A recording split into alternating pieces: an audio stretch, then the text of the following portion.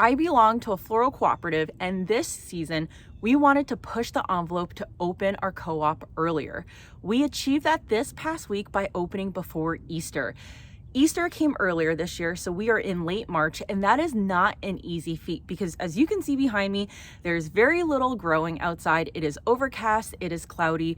We are consistently in early springtime weather, which means that nothing is really flowering right now.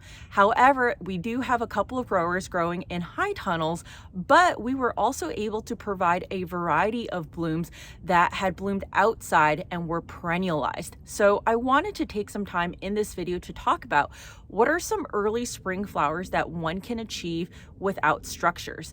Then I also want to talk about some observations with Ranunculus, specifically Italian Ranunculus, clone versus elegance. And last but not least, I also want to talk about where some of my flowers ended up going to, which was a bit of a surprise for me. To put into context, we had 6 growers who had product available for this week. Of those 6 growers, 2 of them do have high tunnels, and they are unheated high tunnels. This is not their first rodeo. They've been growing in those high tunnels for at least a couple of years and have really fine-tuned in their ranunculus growing, and it definitely shows because I would say that the ability to generate this amount of ranunculus this time of year really is impressive. But I want to talk about the ranunculus later. Let's talk first about flowers that can be achieved through perennializing and growing outside without structure. The most obvious is daffodils. Now, of course, you want to be growing varieties that are early flowering in order to achieve blooms in late March. But typically this time of year when you're driving around, you see a lot of daffodils. So daffodils are definitely one to put on your list. And I would say that daffodils are a really good type of variety to fit into your spring crop planting because typically they are selling at less per stem than some of the more standard focals that we have. So it's really nice to be able to offer designers a range of product anywhere from like $1.25 all the way upwards to $3.50 a stem, and daffodils fit on that lower end because designers are always looking for different types of product to fill out their arrangements, and they're looking for different tiered price products. Now, the real star of yesterday's show was hellebores.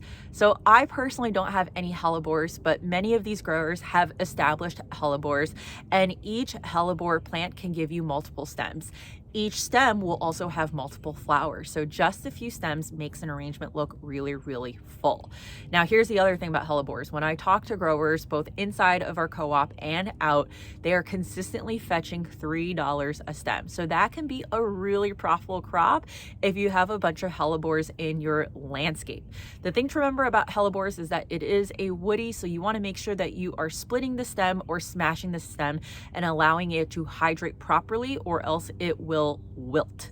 After hellebores, we have another landscaping plant called Andromeda, and Andromeda is something that is new to me, so I talked to the growers about it, and I learned that this was a bit of an overloved landscaping plant back in the 90s. So if you pay attention and drive around, at least where I live, you do see a lot of Andromeda. Now, a lot of people don't realize that you can cut Andromeda and use it for event work. I think it'd be a little bit hard to put it into something like a wrap, but for event work, it can work out really well because each stem can have a cluster of flowers, and similar to the hellebore, it makes any arrangement look quite full. Now, Andromeda also comes in different types of varieties. So we had 2 varieties on the floor yesterday, and of course the designers loved them.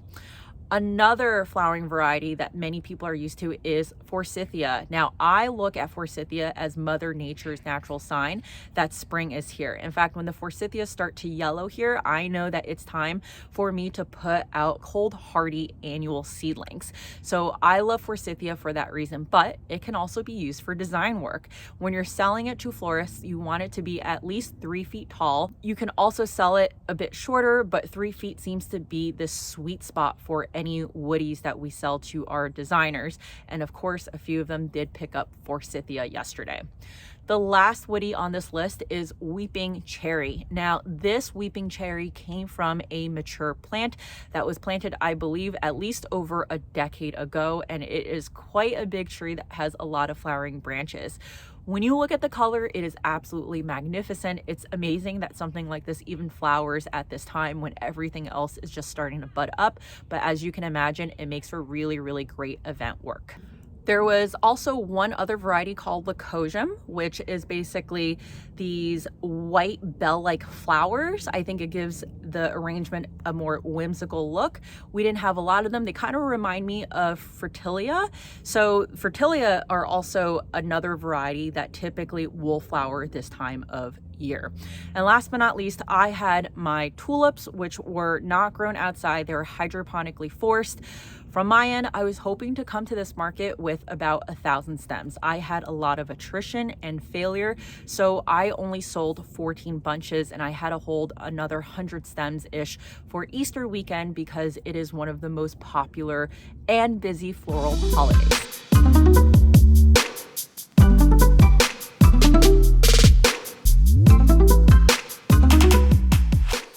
Let's now talk about Ranunculus. So as I said, we had a sea ranunculus, and I would say that our market floor was primarily composed of Ranunculus. Now, our growers are growing many different types of Ranunculus, but I want to talk about two specific varieties, Cloney and Elegance. So these are both Italian varieties, and for those of you who are unaware, Cloney is a patented variety, which means that you cannot save the corms. And it is more expensive than the Elegance corms, so we're talking about a $2.40 per corm-ish on average versus 60 cents for Elegance. And the reason why the Cloney fetch a $2.40 price point per corm is because it is propagated in a lab. So this in vitro propagation supposedly creates a more healthy and disease resistant plant. Now, it is still too early in the season to see if the Cloney are going to outperform the Elegance in terms of duration and number of stems produced, but at first look, from a size perspective, they are basically the same. If you look at this Elegance, it is like the size of a golf ball. This isn't even the biggest corm that's offered. This is like a size 4-5. So the bigger corm would be a size 6-7. Now, at the end of the day, the main question I have is it worth it to invest in Cloney corms? So I think that that's a question that I have to answer down the road. But from a pricing perspective, what I'm observing is that from a per stem cost perspective, yes, the Cloney costs a little bit more for the florist, but the differential isn't as much as I would have expected it to be. And here's the other thing, our florists are shopping visually. They're usually doing pre-orders online. A lot of them don't know the difference between Cloney and Elegance. If they're aware of a fancy ranunculus, it's probably a butterfly ranunculus, but they sure as heck aren't going to know what a Cloney is. And so it's really difficult to differentiate in the photos. And when you think about price points, florists don't have an unlimited budget. They want to spend money on things like ranunculus, but they're not looking to spend an extravagant amount. So I'm very curious to see how the Cloney do over time. And on my Patreon page, I did just publish an article talking about more of the pricing psychology, because the grower told me that she was thinking about dropping the Elegance price, to which I said absolutely not. If anything, you should be raising it. And so in the Patreon article, I talk a little bit more about pricing psychology and why I said what I said. I'll keep you guys updated on what happens with the ranunculus, but let's now talk about where some of my flowers went. So there was one buyer who bought a lot of tulips from me, and the nice part about going to market is that you get to interact with these florists. So unfortunately, I had to leave after 15 minutes, but in those 15 minutes, that one florist did come and I had a chance to talk to her, and she told me that my tulips were actually going to a restaurant. So there's a restaurant on the Jersey Shore that is a little bit higher end, and to command that premium that they charge, they obviously want to have a very enjoyable ambiance, which they achieve through flowers. And Easter weekend is coming up, so they want to make sure that they have something extra special for their patrons.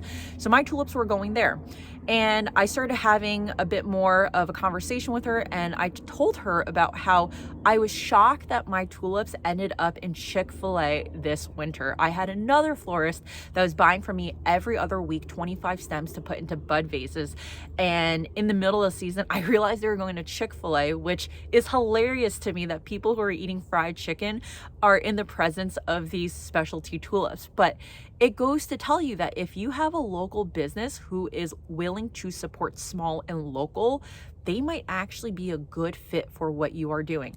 I didn't charge this florist and Chick-fil-A any less per stem. It was still $2 a stem, and they were willing to pay for it. So some of us might write off those smaller restaurants thinking that they don't have the capability of buying local flowers, but sometimes they do. I would love to hear in the comments what you would like me to do more content on when it comes to my co-op. Are you interested in seeing what we are growing? Let me know in the comments below. If this video is helpful for you, subscribe, like it, and here is a playlist of some other videos that you might be interested in, and I'll see you in the next video.